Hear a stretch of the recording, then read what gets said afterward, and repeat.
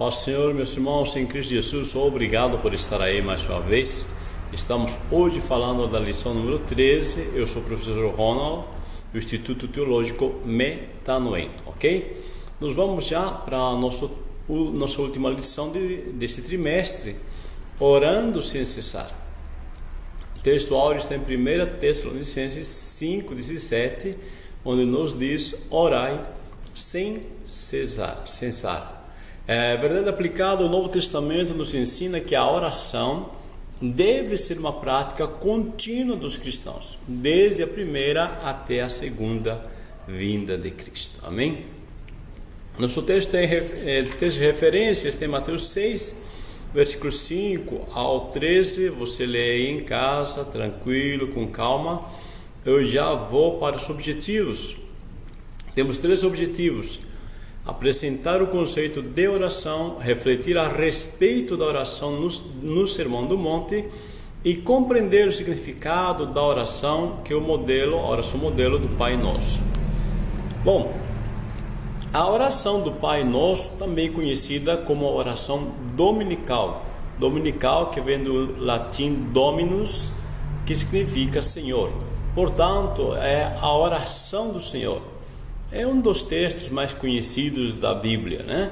Então, pessoas, eles vêm orando essa oração, alguns de forma rotineira, outros conscientes do que ela significa, mas de uma forma ou outra é a oração mais conhecida. Nós vamos ver 3 pontos aqui dentro da oração, vamos definir o que é oração, vamos ter alguns exemplos bíblicos e Jesus e a prática da oração. Veja, a oração é a alma do cristianismo e expressa a nossa total dependência de Deus. Martinho Lutero, ele disse: Deus cria a partir do nada. Portanto, enquanto um homem não for nada, Deus nada poderá fazer com ele. Uma frase muito profunda, né? Que nos está dizendo aqui Martinho Lutero, tá?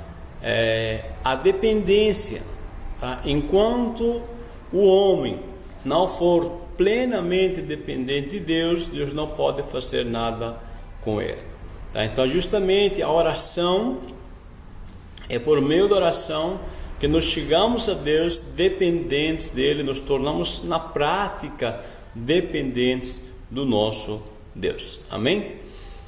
A oração é o ato consciente pelo qual a pessoa se dirige a Deus para se comunicar com Ele e buscar a sua ajuda por meio da palavra ou pensamento. Então, é na oração que intencionalmente, conscientemente, o ser humano se chega a Deus. Nós reconhecemos que a situação foge ao nosso controle, reconhecemos que Deus, Ele conhece não somente o passado, mas o futuro, e mesmo às vezes que nós estejamos diante de uma situação que parece muito fácil, mas nós não sabemos o amanhã. É aí quando nós chegamos a Deus, e pedimos a orientação, seja por palavra ou por pensamento. A postura física em questão oração não importa, tá? O importante é a posição espiritual diante de Deus, ou seja, é orar com sinceridade. A Bíblia nos mostra que havia situações em que as pessoas oraram de joelhos, oraram em pé, oraram até deitados, né? Como Ezequias, por exemplo, e em outras posições que a Bíblia não deixa nem claro, quando Jonas está no ventre do peixe. Então, a oração em questão, postura física, não é determinante. Agora, determinante é como que nós colocamos diante de Deus espiritualmente, com soberba, com humildade, sabendo que Ele é todo-poderoso, sabendo que Ele quem determina. Como é que nós chegamos? Chegamos buscando, pedindo algo, para suprir nosso ego. Tiago disse: pedis e não recebeis, porque pedis mal, Porque pedis mal em que aspecto? Ele disse continuamente. Lá embaixo do versículo seguinte ele disse: porque buscais para satisfazer os vossos próprios deleites. Então veja, o que interessa aqui é a questão espiritual, motivacional. Com que motivo, qual a razão, por que razão você procura Deus? Se for uma questão egoísta, disse Tiago, você não vai receber. Nós não estamos simplesmente nos chegando a Deus como uma lâmpada, né, a lâmpada mágica, né, onde a gente pede um gênio para nos dar. Não, tá? Não é isso oração. Oração é um relacionamento com Deus, onde nós buscamos a vontade dEle. Nós temos um exemplo bíblico muito lindo, né, de Enos. Diz: e a Sete também nasceu, né, um filho, chamou seu nome Enos. Então se começou a invocar o nome do Senhor. Veja Gênesis 4, na palavra de Deus, na Bíblia, Gênesis 4, versículo 26, né? Mas antes eu quero que você leia até a partir do versículo 17 e você vai ver uma sequência de nomes, né? E fulano gerou fulano e fulano gerou... Veja, há uma sequência gigante de nomes. Aí vamos chegar então no 24, fala de Sete que se tomara vingança de Caim, aliás, Lameque, né? Deixa eu ver aqui, vamos ler 24. 7 vezes tomará vingança de Caim, de Lameque, porém 70 vezes 7. Tomou Adão a coabitar com a mulher, ela lhe deu um filho, a quem pôs o nome de Sete, porque ela disse: Deus me concebeu outro descendente em lugar de Abel, que Caim matou. A Sete também nasceu um filho, ao qual pôs o nome de Enos. Daí se começou a invocar o nome do Senhor. Veja, existe uma sequência de nomes, de fatos aí citando-se, mas Deus abre uma parêntese para enfatizar um homem que buscou o Senhor. Então isto é muito importante. Deus está dizendo: aqui vai mudar a história. Nós conseguimos marcar a história, mudar a história, quando nós dobramos diante do Senhor, quando nós invocamos o nome do Senhor. E Deus faz essa parêntese, que Deus abre uma parêntese no registro bíblico, tá? Para nos mostrar o quão importante é invocar o Senhor. E temos muitos exemplos bíblicos, né? Temos patriarcas, profetas, reis, cujas vidas fizeram a diferença. Por quê? Porque foram pessoas dedicadas à oração. Todo homem que se achega a Deus crendo que Ele existe, diz a palavra, e que Ele é galardoador dos que o buscam, estas pessoas fazem diferença. Pessoas que se atrevem a crer em Deus, pessoas que se atrevem a depender de Deus, independente das suas condições, tá? Isto é muito importante. Nós temos vários exemplos. Se você olhar, por exemplo, o livro dos heróis da fé, né? O capítulo dos heróis da fé, em Hebreus, capítulo 11, você vai ver ali a lista de pessoas que se atreveram a crer em Deus, pessoas que se atreveram a invocar o nome do Senhor e mudaram a história de vidas e de nações, ok? Bom, Jesus e a prática da oração, tá? Nós temos vários exemplos em Hebreus 11, mas no capítulo 12 ele cita o maior exemplo, que é Jesus. E Jesus orava em secreto continuamente. Mesmo sendo Deus, Jesus estava na condição humana e como tal buscava a dependência do Pai.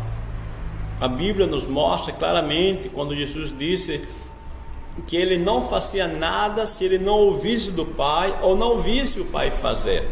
Ou seja, todo dia Jesus buscava a orientação do Pai, o que deveria fazer no seu ministério, como deveria fazer, o que deveria falar, como deveria falar. Ou seja, uma plena dependência. Jesus entende que só existe vitória, só existe sucesso na vida quando nós somos plenamente dependentes do Pai. Tá? Então, esse é um exemplo que nós temos de Jesus. A oração do Sermão do Monte, vamos ver a oração nas praças e nas sinagogas, oração em secreto, as vãs repetições e entendendo o ensino de Jesus. O Senhor Jesus falou sobre o assunto no Sermão do Monte para corrigir distorções sobre oração. Bom, se é para corrigir distorções, quer dizer, as pessoas já estão orando, tá? Só não estão orando como deveriam orar. Então Jesus vai trazer, tá, uma direção às pessoas que estão orando de forma errada, tá? E assim vai levar eles, né, a ter maior sucesso. Então vamos aceitar com carinho, né, essas correções que Jesus faz. Oração nas praças e nas sinagogas. Líderes religiosos da época de Cristo procuravam as esquinas e locais movimentados para orar e assim mostrar a elas uma imagem de alguém piedoso e temente a Deus, né? Eles queriam elogios. E Jesus disse que eles já receberam seu galardão, né? Você não teriam galardão de Deus. Se eles estão procurando o galardão dos homens, elogio dos homens, já não teriam o galardão de Deus. Então Jesus está mostrando para esses líderes que eles deveriam repensar seu conceito, porque se eles estão orando dessa forma, elas estão saindo perdendo no reino de Deus. Podem até serem vistos como piedosos, tementes, mas diante de Deus eles estão perdendo. Então é isso aí para os líderes pensarem sobre a motivação que os leva a fazer o que eles estão fazendo no seu mundo religioso. Tá? Então isso aqui é para eles enxergarem, tá, que estão perdendo tempo. Tá? Lamentavelmente é um trabalho perdido, né? Jesus está dizendo: olha, no reino de Deus vocês não vão receber nada. Tá? Isso não quer dizer que não devemos orar publicamente. Jesus orou publicamente em seu batismo.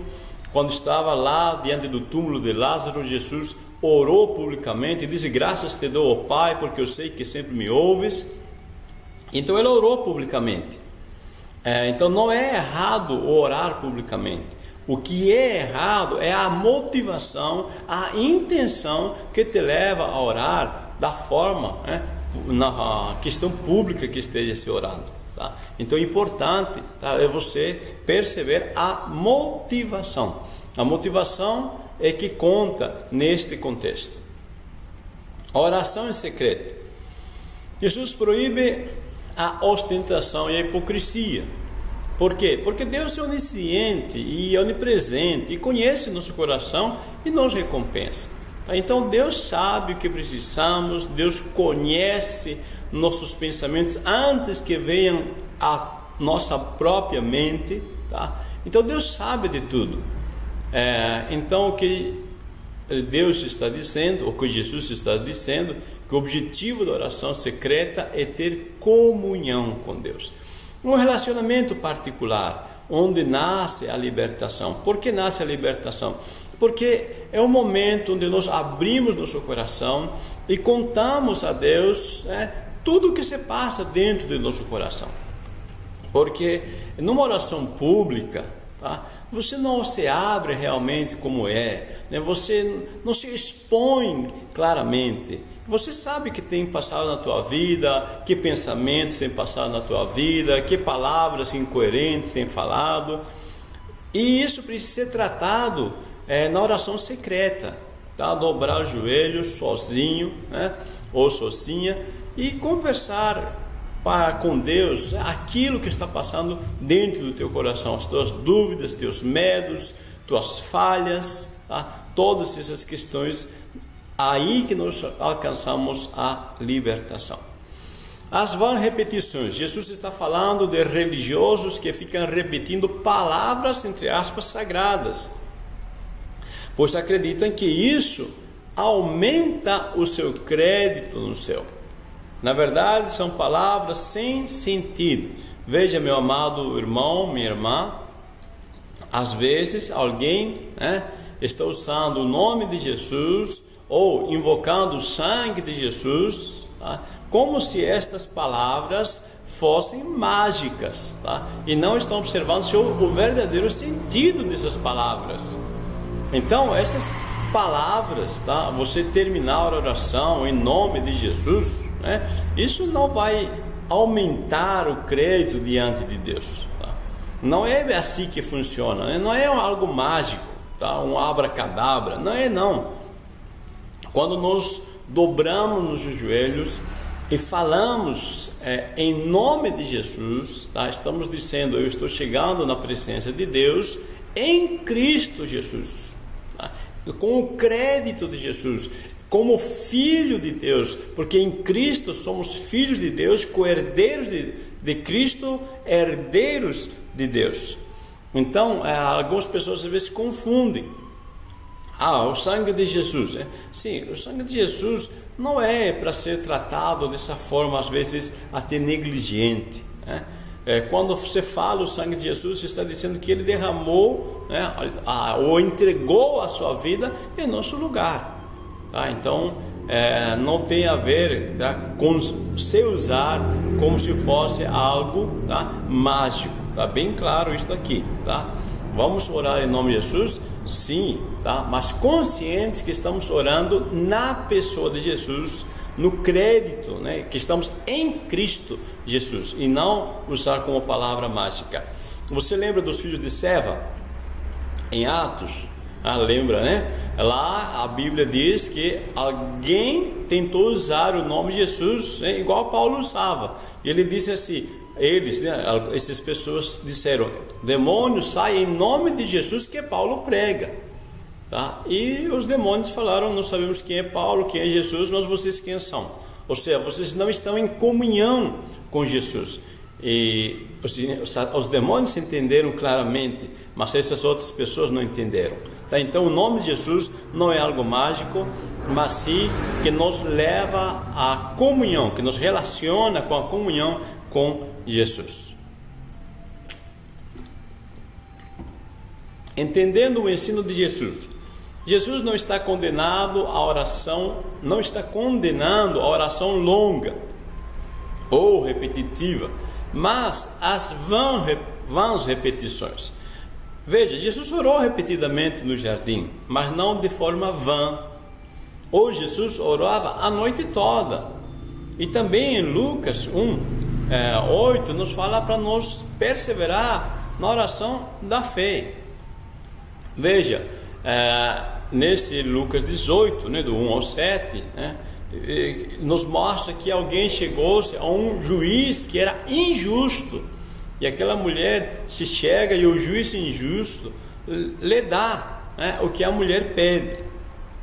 E aí Jesus disse assim: acaso Deus não fará justiça aos seus escolhidos que clamam a Ele dia e noite?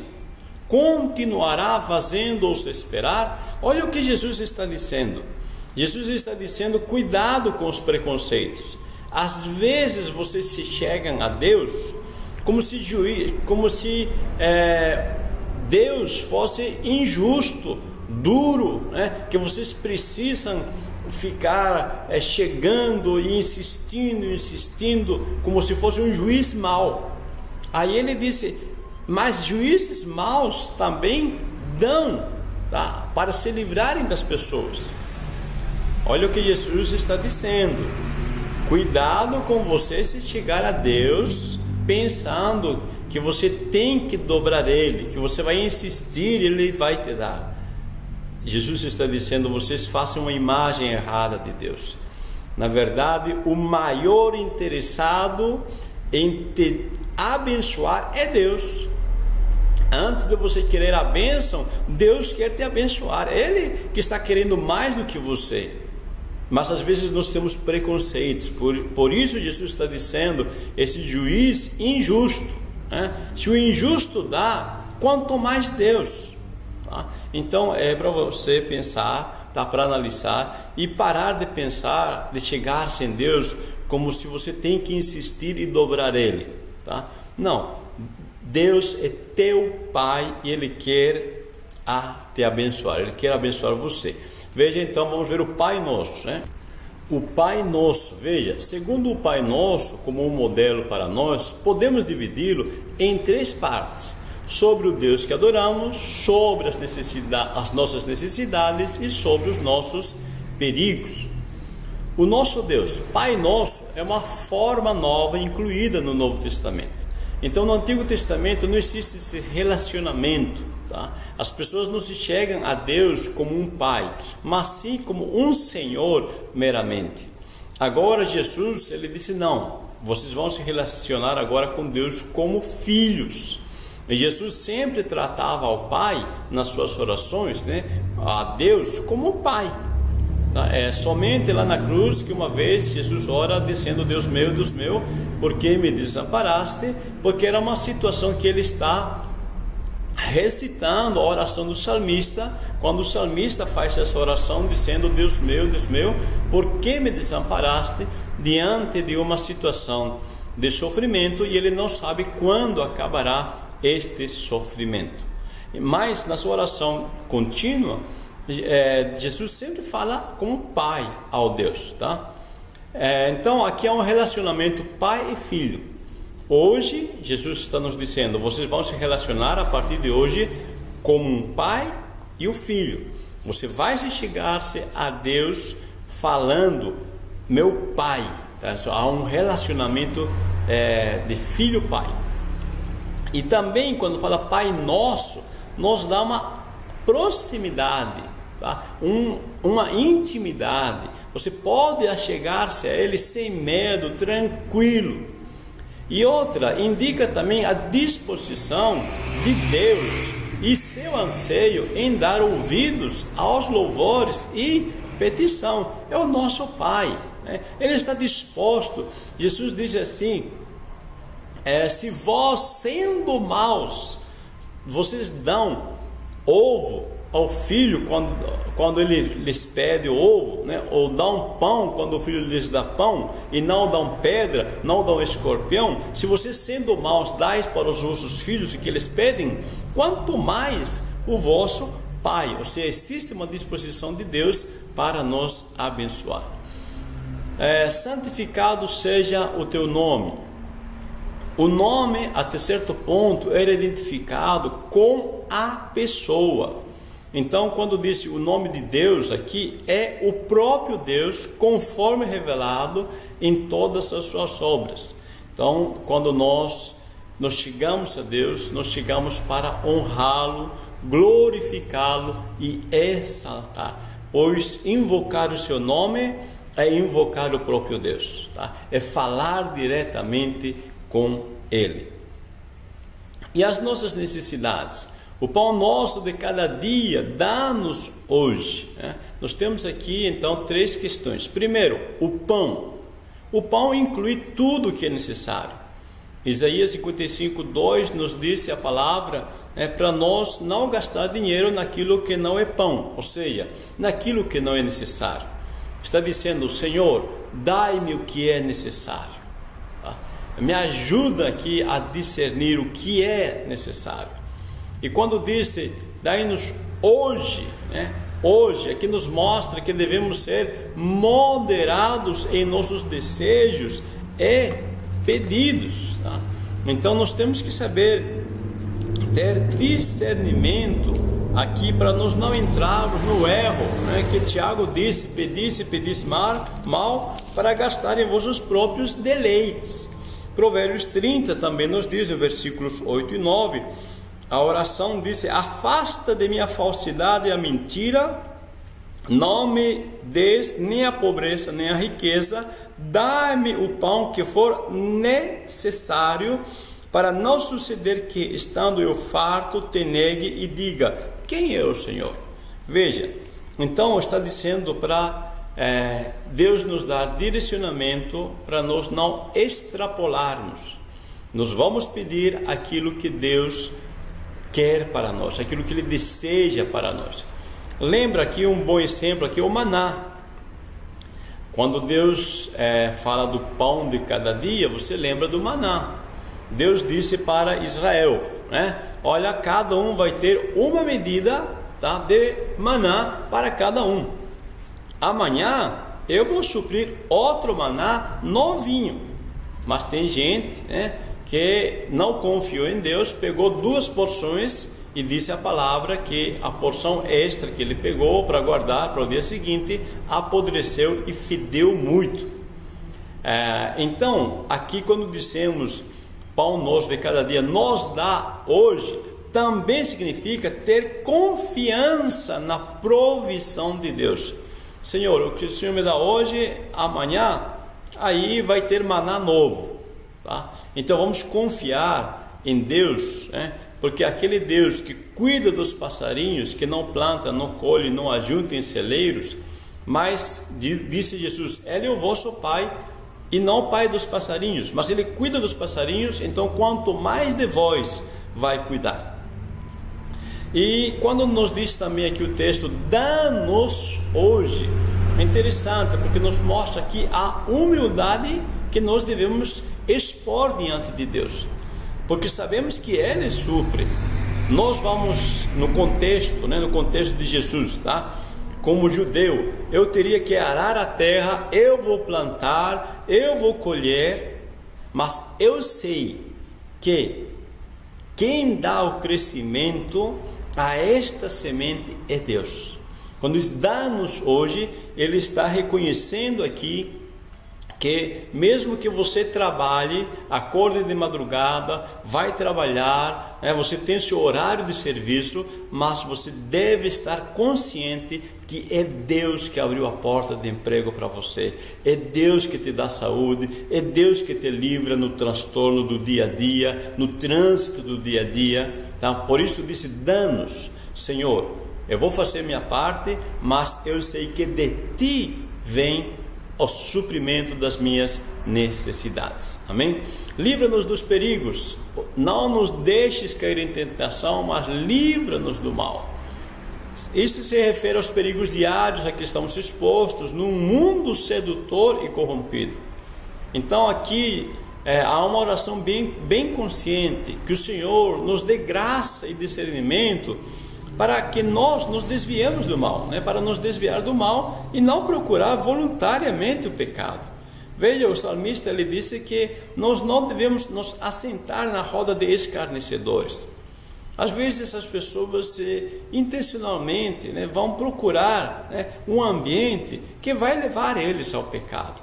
Então a oração nos diz, Senhor, nos dá graça, discernimento, para que nos livremos, né, do mal, para que nós não venhamos cair, porque a natureza pecaminosa nossa, às vezes nos puxa para o lado do pecado. Amém? Bom, o livramento também do perigo, quando disse, porque Teu é o reino e o poder e a glória para sempre. Aqui voltamos nossos olhos humildemente para Deus, que é soberano, que reina, um Deus soberano, que reina e merece toda a glória, porque faz que todas as coisas cooperem para o bem daqueles que o amam. Então, Teu é o reino, o poder e a glória, tá? Nós estamos dizendo realmente, Senhor, eu confio que o Senhor reina, o Senhor vai fazer que todas as coisas cooperem para meu bem, porque eu Te amo. Amém? Então, meus amados, concluímos que a oração deve ser uma prática contínua e não ser recebida como um mandamento, ou seja, como uma obrigação, mas como uma oportunidade que temos de desfrutar da dependência de Deus. Se você olhar a oração como uma oportunidade, tá, de desfrutar essa presença, de desfrutar a dependência de Deus, de desfrutar o melhor que Deus tem para você, uma oportunidade, a oração será prazerosa. Porque quando nós vemos a oração como um mandamento, como uma obrigação, é um peso, é um fardo que carregamos. Então vamos olhar a oração como uma oportunidade que Deus está nos dando para Ele, tá, nos dar o melhor que Ele tem para nós. Disse Paulo que Deus tem algo além que subiu da nossa mente ou ao nosso coração. Deus sempre tem algo a mais para nós. Meus amados, apresentamos o conceito de oração, refletimos a respeito da oração no Sermão do Monte e compreendemos o significado da oração modelo que é o Pai Nosso. Deus abençoe. Obrigado a você que tem acompanhado esse trimestre. Temos irmãos de Santa Catarina, temos irmãos de Mato Grosso, temos irmãos lá do Maranhão. Estamos em 18 países. Muito obrigado a vocês, meus amados, aos irmãos também da Argentina, que lá do Iraque, e do Japão. Muito obrigado a cada irmão que tem cooperado, que está divulgando, que se inscreveu no nosso canal e está abençoando vidas. Deus abençoe. Uma boa escola dominical para você. Paz do Senhor.